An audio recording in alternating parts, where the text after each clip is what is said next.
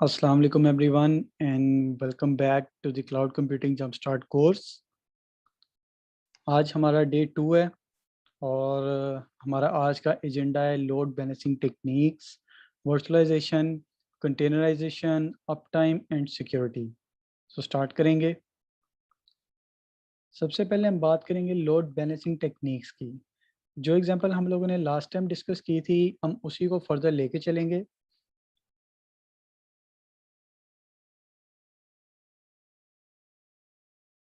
हमारे पास 2 सर्वर्स थे, 3 यूज़र्स थे और एक लोड बैलेंसर था। और हम लोगों ने डिस्कशन की थी कि हॉरिजॉन्टल स्केलिंग के अंदर अगर हम लोग लोड बैलेंसर लगाते हैं तो इवन दो कि लोड बैलेंसर राउट कर रहा होता है आपकी ट्रैफिक को, पर समहाउ कि अगर एक फैमिली के अंदर एक ही इंटरनेट कनेक्शन लगा हुआ है जो कि एक ही होता है, तो हम लोग क्या करते हैं कि लेट्स से कि अगर एक पर्सन के पास एक आईपी आ रही है तो ये पॉसिबल है कि थोड़ी देर के पास सेकंड पर्सन के पास वही आईपी आ जाए, तो आपके पास आईपी कॉन्फ्लिक्ट आ जाती है। अब उस आईपी कॉन्फ्लिक्ट को हम लोग किस तरीके से मैनेज कर सकते हैं? That is not a big task for load balancer. Load balancer के अंदर एक एल्गोरिदम लगा होता है कि आप लोग जो भी ट्रैफिक लेके जा रहे हैं, आपका मैक एड्रेस चेक हो रहा होता है, उसके बाद आपकी आईपी चेक हो रही होती है। तो अगर आईपी कॉन्फ्लिक्ट आ भी रही है, तो सबसे पहले हम लोग फर्दर मूव कर जाते हैं मैक एड्रेस के ऊपर, जो आपकी डिवाइस का सेपरेट ही होता है। तो होगा क्या कि अब जो भी डाटा आपके पास जा रहा है लोड बैलेंसर के थ्रू सर्वर्स के अंदर, वो डबल चेक करने के साथ एल्गोरिदम चेक करेगा क्या ये इसी डिवाइस से आया था। अगर उसी डिवाइस से आया था तो फिर उस पे चला जाएगा, अदरवाइज वो आपकी आईपी के थ्रू आप पे सारा डाटा वापस से राउट कर देगा। तो लेकिन हमारे पास एक ये प्रॉब्लम नहीं है सिर्फ, अगर इवन दो कि हम लोग आईपी कॉन्फ्लिक्ट को फिक्स भी कर दें तो भी हमारे पास एक और प्रॉब्लम आ जाती है। सपोज करें कि आपका लोड बैलेंसर सर्वर ही फेल हो जाता है।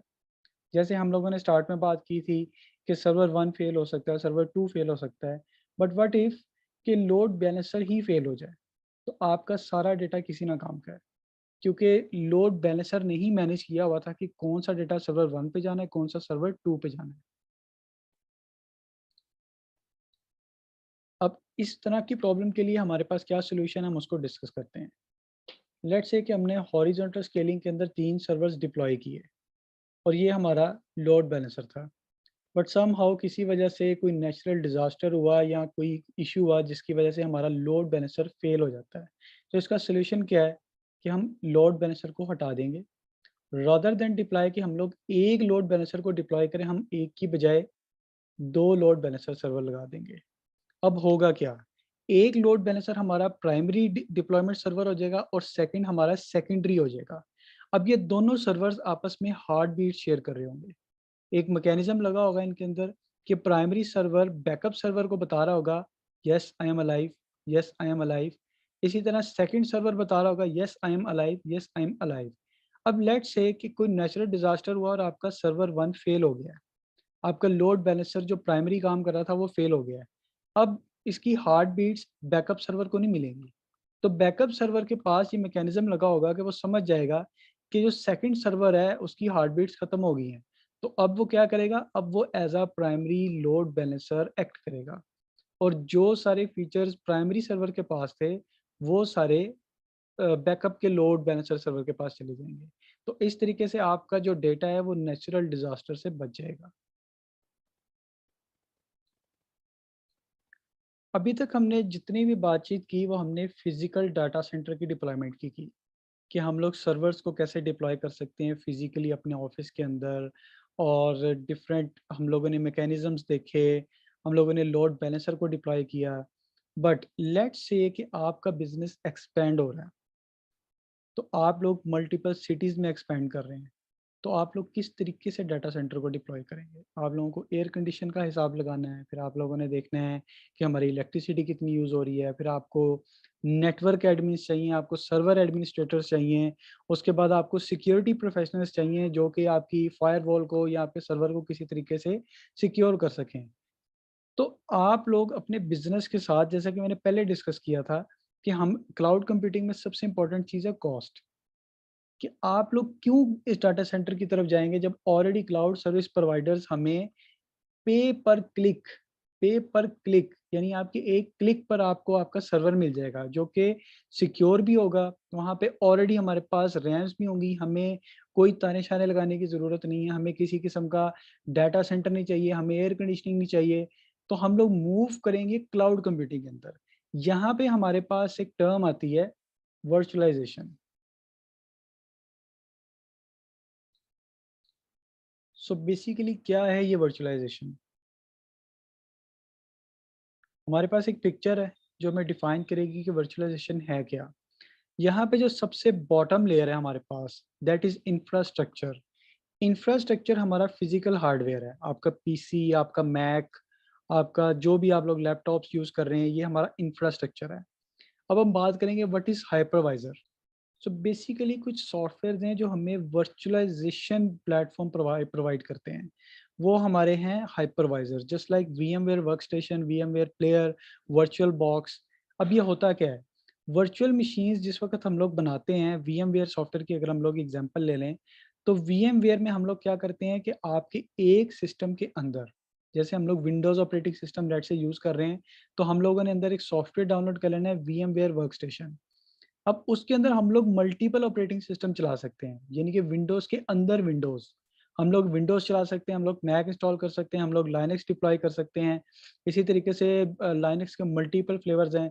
हम कोई भी फ्लेवर वर्चुअल मशीन के तौर पे बना के डिप्लॉय कर सकते हैं inside our own physical hardware. तो हमारा इंफ्रास्ट्रक्चर हमारा फिजिकल CPU है, उसके अंदर हम लोगों ने कोई सॉफ्टवेयर इंस्टॉल किया है, दैट इज़ VMware वर्कस्टेशन या वर्चुअल बॉक्स।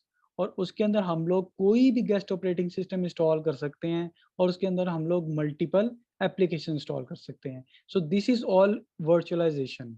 याद रखिएगा एक टर्म कि हाइपरवाइजर्स हमारे सिर्फ वो सॉफ्टवेयर्स हैं जो हमें वर्चुअलाइजेशन प्लेटफॉर्म प्रोवाइड करते हैं। मैं कोशिश करूंगा कि VMware वर्कस्टेशंस या डॉकर या इन चीज़ों के ऊपर एक सेपरेटली प्लेलिस्ट बनाऊं और उसके अंदर आप लोगों को बताऊं कि किस तरीके से हम लोगों ने डिप्लॉय करनी है वर्चुअल मशीन्स। हाइपरवाइजर से रिलेटेड आप लोग एक और बात याद रखिएगा कि hypervisors are also known as VMM, virtual machine monitors.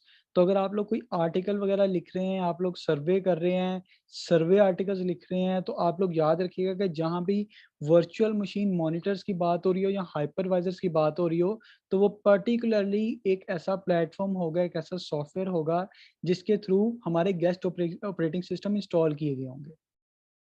Moving forward to the next step.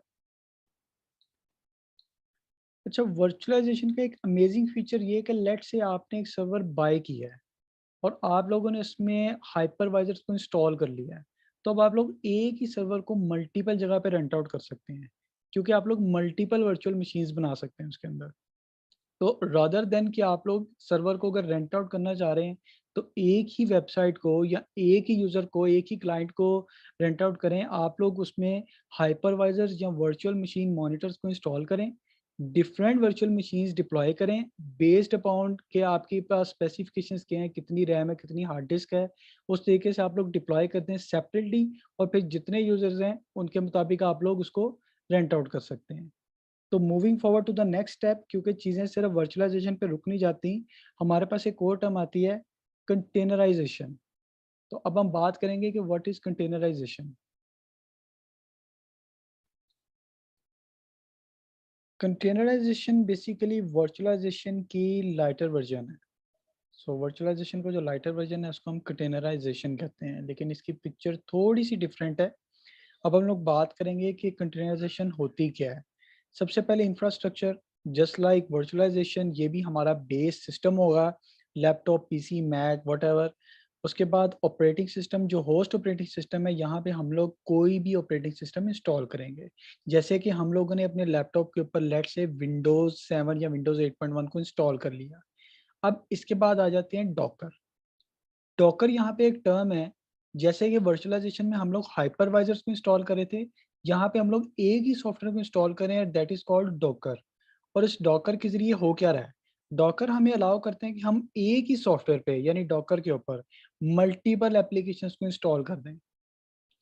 Hypervisors के साथ हम क्या कर रहे थे, हम लोग सेपरेटली वर्चुअल मशीन्स बना रहे थे, उनके अंदर एप्लीकेशंस रख रहे थे।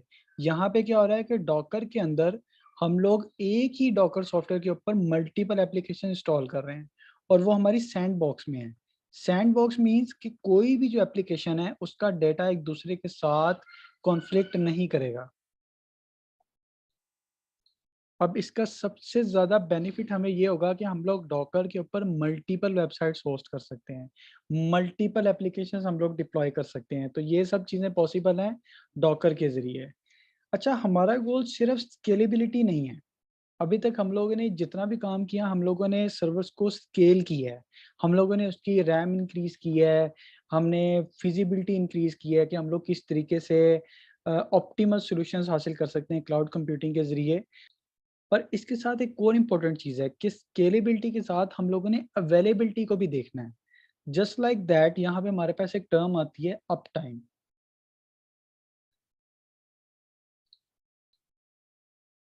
अप टाइम का सिंपली मतलब है कि आपका सर्वर कितनी देर के लिए अप रहा है। मीन्स कि आपकी वेबसाइट या आपकी ऐप कितने परसेंट काम करती रही है, कितने परसेंट चलती रही है। अगर हम लोग ये कहते हैं कि 100% चलती रही है, तो ये तो बिल्कुल ही अनरियलिस्टिक सी बात है, क्योंकि कोई नेचुरल डिज़ास्टर हो सकता है, कोई हार्ड डिस्क फेलियर हो सकता है, कोई कोई भी किसी कोई रैम का इश्यू आ सकता है, किसी भी वजह से आपका सर्वर डाउन जा सकता है। तो 100% तो पॉसिबल नहीं है। अब हम लोग क्या करेंगे, हम लोग एनालिसिस करेंगे कि अगर 99% लेट्स से 99% हमारा सर्वर अप रहा है, तो उसकी क्या एनालिसिस है। तो हम लोग जो वेबसाइट यूज़ करें दैट इज़ SLAtools.com। आप लोग वहाँ जाके परसेंटेज लिख के खुद भी चेक कर सकते हैं और अब हम लोग फर्दर एनालिसिस करते हैं कि इसकी रेशियो क्या है।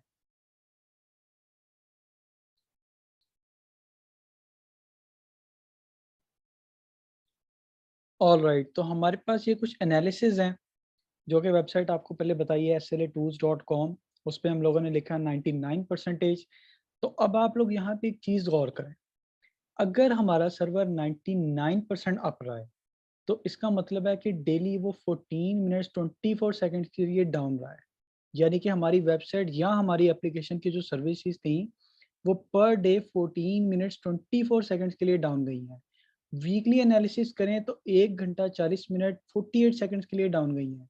Monthly 7 hours 12 minutes. और अगर हम लोग ईयरली देखें तो 3 डेज़ 15 आवर्स 36 मिनट के लिए हमारा सर्वर डाउन हुआ था। ये एक फ़ीज़िबल सॉल्यूशन नहीं है हमारे लिए।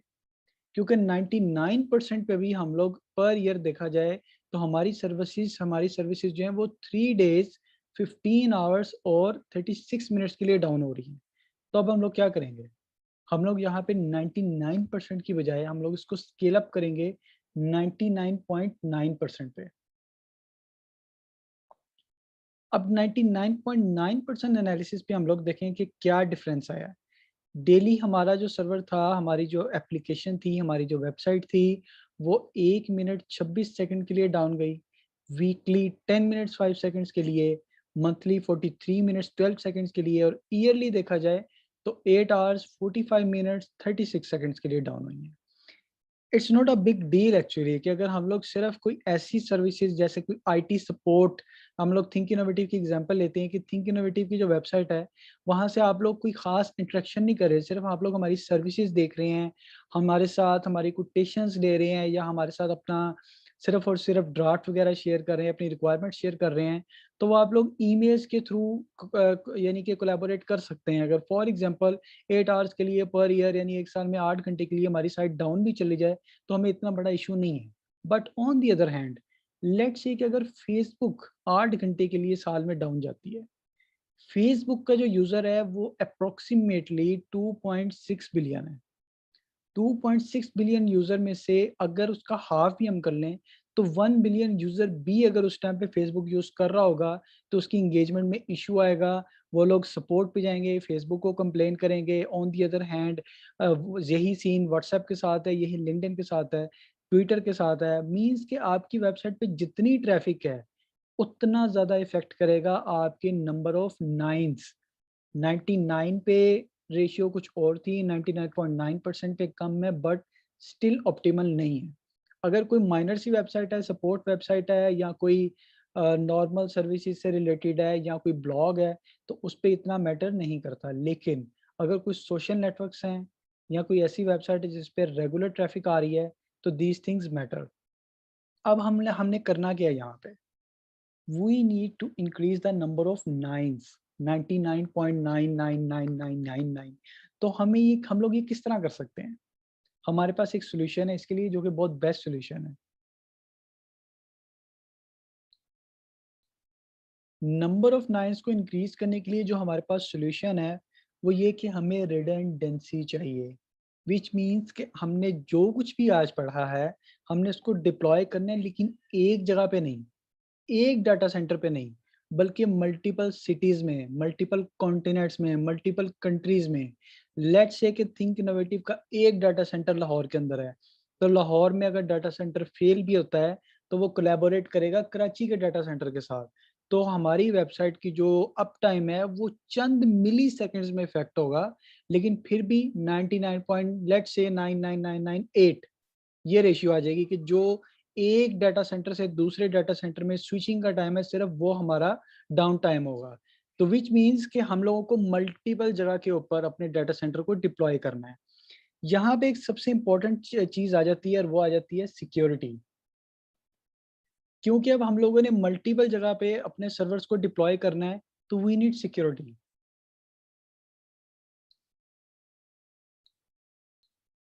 जब हम लोग बात करते हैं डेटा अपने सर्वर पे स्टोर करने की, अपने डाटा सेंटर में स्टोर करने की, तो वहाँ तक हमारा डेटा सेफ रहता है क्योंकि वो हमारे अपने पास है।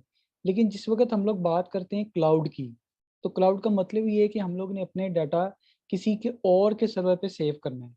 तो मे बी किसी तरह वो हमारा डेटा एक्सेस कर सकें। तो यहाँ पे सिक्योरिटी बहुत मैटर करती है।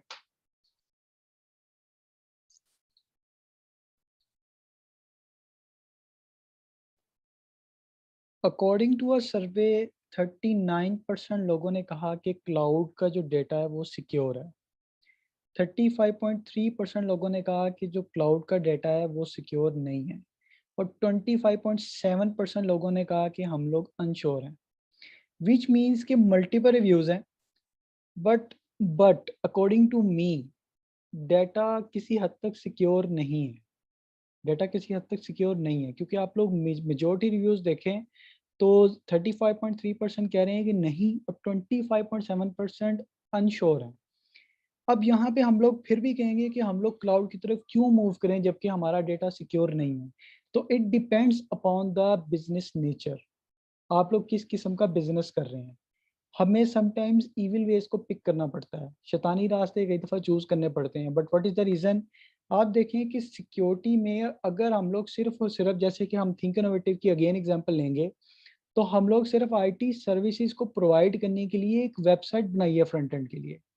वहाँ पे हम लोगों को कस्टमर का डेटा सिक्योर नहीं करना, हमने आप लोगों की पिक्चर्स को सेव नहीं करना। तो विच मीन्स कि वहाँ पे कोई प्राइवेसी रीजंस नहीं है उस वेबसाइट के थ्रू। तो हम लोग क्लाउड के ऊपर अपना डेटा मूव कर रहे हैं। हम लोगों ने एक सर्वर रेंट आउट किया हुआ है, उसके ऊपर अपनी वेबसाइट जो है वो डिप्लॉय की हुई है। अब हम लोगों ने क्यों डिप्लॉय की है? बिकॉज ऑफ स्केलेबिलिटी, अवेलेबिलिटी और अप टाइम। हमारी साइट 99.9% अप होती है, उसकी हमें टेंशन नहीं है, हमें वायर्स प्लग इन नहीं करनी, हमें सिक्योरिटी प्रोफेशनल्स को हायर नहीं करना। अगर हम लोग अपने डाटा सेंटर को सिक्योर करना चाहते हैं तो सबसे पहले जैसा कि पहले डिस्कशन हुई है, हमें इलेक्ट्रिसिटी, उसके बाद हमें सिक्योरिटी प्रोफेशनल्स, फिर हमें कुछ फायरवॉल्स को परचेज करना पड़ेगा, उन फायरवॉल्स को डिप्लॉय करना है, फिर हम लोगों ने डाटा सेंटर की वायरिंग करनी है। डाटा सेंटर में फिजिकल लेयर पे सबसे इंपॉर्टेंट चीज़ होती है डाटा सेंटर की खूबसूरती। अगर आप लोगों ने डाटा सेंटर में वायरिंग ही मिक्स कर दी है तो आप लोगों को खुद ही नहीं समझ आएगी कि किस वक्त कौन सा सर्वर फेल करके है, कौन सा सर्वर फेल हो रहा है, कौन सा डाटा क्रैश कर रहा है। तो वायरिंग विच मीन्स कि हमें अपने डाटा सेंटर को मेकअप करना होता है। तो ये सारी चीज़ें कॉस्ट करती हैं, किसी ना किसी जगह पे हमें कॉस्ट आ रही होती है। अब इन सब सरदर्द से बच के हम लोगों ने क्या किया, हम लोगों ने सिंपली एक वेबसाइट के थ्रू, हम लोगों ने एक क्लाउड सर्विस प्रोवाइडर के थ्रू क्लाउड की सर्विसेज परचेज की, उसके ऊपर अपनी वेबसाइट को होस्ट करवा दिया। अब हमारी ये जो सारी टेंशन है वो ख़त्म हो चुकी है। अब हम लोग प्राइमरी फोकस कर रहे होते हैं अपनी आईटी सॉल्यूशन एंड सर्विसेज के ऊपर। अच्छा, कौन लोग क्लाउड सर्विस प्रोवाइडर को नहीं यूज़ कर सकते? Health care applications, financial applications, security professionals, यानी कि कुछ ऐसी जैसे कि हमारी गवर्नमेंट की वेबसाइट्स होती हैं, ये लोग क्लाउड पे डिप्लॉय नहीं कर सकते, इनका डेटा सेंसिटिव होता है। तो इन लोगों ने कहा कि इन लोगों ने अपने डाटा सेंटर रखे हुए हैं क्योंकि वो अफोर्ड भी कर सकते हैं। वो अपना डाटा सेंटर रखते हैं, सिक्योरिटी प्रोफेशनल्स, इथिकल हैकर्स और डिफरेंट प्रोफेशनल्स को हायर करते हैं कि हमारा डेटा सेव रहे। अच्छा, ऐसा नहीं है कि क्लाउड पे हम जो भी डाटा सेव करें वो अनसिक्योर है। सबसे पहली बात, why do company need to access your data? ऐसा क्या है आपके डेटा के पास जो जो कंपनी चाहेंगी? जैसे कि फॉर एग्जांपल आप लोग माइक्रोसॉफ्ट एज़्योर यूज़ करें, अमेज़न का एडब्ल्यूएस वेब सर्वर यूज़ कर रहे हो, तो ऐसी क्या चीज़ है कि वो लोग आपके डेटा को एक्सेस करेंगे? Nobody will access it. Might be might be rare chance है कि कोई एक्सेस कर रहा हो, बट होता ये है कि आप लोग नॉर्मली जब सर्विसेज रेंट आउट कर रहे होते हैं, माइक्रोसॉफ्ट से ले रहे होते हैं, अमेज़न से ले रहे होते हैं, तो उन्होंने ऑलरेडी सिक्योरिटी प्रोफेशनल्स को हायर किया होता है, जिनका काम ये होता है कि उन्होंने हमारे डेटा को सिक्योर करना। जो काम हम लोगों ने अपने डाटा सेंटर में खुद से हायर करके करना था, वो माइक्रोसॉफ्ट और अमेज़न और डिफरेंट क्लाउड सर्विस प्रोवाइडर्स हमारे लिए कर रहे होते हैं। So this is our all discussions related to cloud services, fundamentals, cloud service providers, cloud security. अब हम लोग जाएंगे कि हम लोगों ने आज क्या सीखा। आज की समरी है, लोड बैलेंसिंग टेक्निक्स पे हम लोगों ने बात की, वर्चुअलाइजेशन पे हम लोगों ने बात की, कंटेनराइजेशन पे हम लोगों ने बात की, अप टाइम पे बात की, सिक्योरिटी पे बात की। सो नेक्स्ट स्टेप ये है कि हम लोग इंशाल्लाह बहुत जल्द एडवांस क्लाउड कंप्यूटिंग के लेक्चर जो अपलोड करेंगे हमारे चैनल के ऊपर। सो आप लोग उनको देखिए, अपना नॉलेज इंप्रूव कीजिए। कुछ सजेशंस हैं तो आप लोग हमें कमेंट्स में बताएं। Thank you so much. Subscribe to our channel. See you in the next lecture. अल्लाह हाफिज़।